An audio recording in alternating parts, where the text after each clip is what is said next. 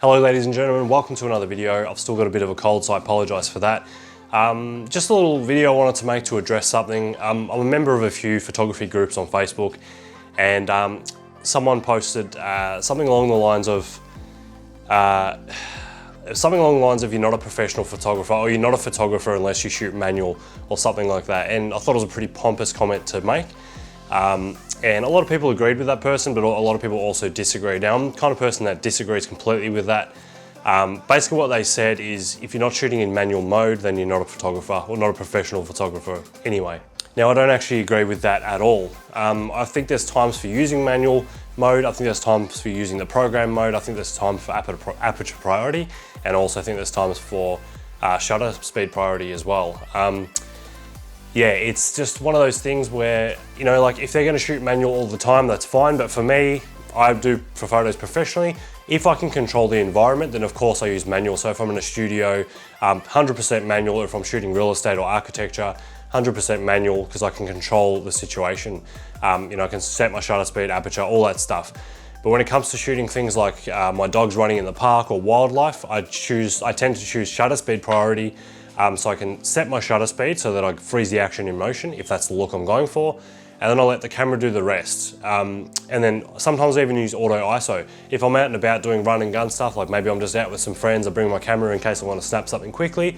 Oftentimes I'm in Port P mode, which is program mode, and even auto ISO, just because for me it's more important to get the shot than it is to worry about, oh, I'm not a professional because I'm not shooting manual. There is no way in hell you can pull your camera up, adjust all your manual settings fast enough to get something that's happening really, really quickly. So for someone to say that, it's a bit disheartening, especially for a beginner who's starting out.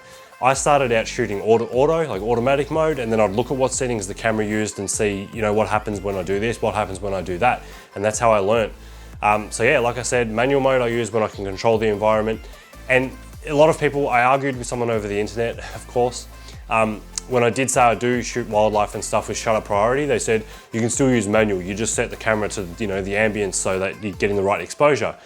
Problem with that is there's a lot of times where animals might fly, or birds or whatever might fly under trees or run under trees, or there's parts that are under shadow and parts that are under sunlight. So it's not going to work. You're either going to get a blown out image or one that isn't correctly exposed. So I prefer to let the camera do the work with that. Just set my shutter speed if I want to freeze the action. So I'll pick a fast shutter speed, let the camera do the rest. If it's a nice sunny day, I'll lock it at ISO 100. If the light conditions are changing rapidly, I might use auto ISO. But yeah, just that mentality really annoyed me, because a lot of people on there were just like, oh, I don't shoot manual yet, and things like that. And I felt really sorry for them, and it's just not the case. A professional photographer, in my opinion, is someone who knows what those settings do. They know how to use them, and they know when to use them. Yeah, it's not feasible to use manual when you don't know what's about to happen. So as I said, I use manual when I'm in a studio or an environment I know that isn't going to change. I would try to never shoot like candid portraits just randomly at parties or something in manual. The light changes too much. A lot of things, there's so many variables. So yeah, and you might use aperture priority if you want to get a certain depth of field and you don't care about the shutter speed or anything like that. Now, when it comes to video, it's a lot different. Video, I'll only ever shoot in manual, and the reason is because it's a fluid scene that you're filming. So you're going from point A to point B with the camera. The viewer is seeing all of that. What you don't want is your exposure changing throughout. So if you're walking through a doorway and it all of a sudden gets dark or bright or whatever, you don't want that. So for video, then manual 100%. But for photography, where you're taking a still image, no one's going to know what settings you used unless you actually told them or showed them, or they looked at the EXIF data. No one's going to actually know. If I see an image on the internet and it looks amazing, I love it regardless of the settings. And it could be auto for all I know, it could be manual, I have no idea. But yeah, as I said, just a little quick rant. Tell me what you guys think in the comments below. Are you only a professional if you shoot manual?